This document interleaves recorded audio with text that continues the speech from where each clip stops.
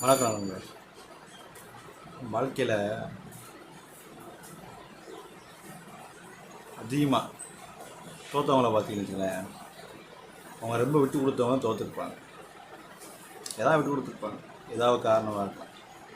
அவன் தான் வாழ்க்கை தோற்றுருவாங்க. விட்டு கொடுக்காமல் இருக்கான் பார்த்தீங்களா, அவன் ஜெயிச்சுக்கான். அவனுக்கு என்ன லாப நட்டமோ அந்த அவங்க பாதிக்கப்படுறதோ அவனுக்கு தெரியாது. ஆனால் நல்லா இருக்கு என்ன செய்யணும் தெரியுமா, கெட்டு போனேன் அதை விட்டு கொடுத்துருக்கேன், சரி போயிட்டு போகிறேன். ஆனால் அதில் வர்ற பாதிப்பு நமக்கு அதிகமாக இருக்கும்.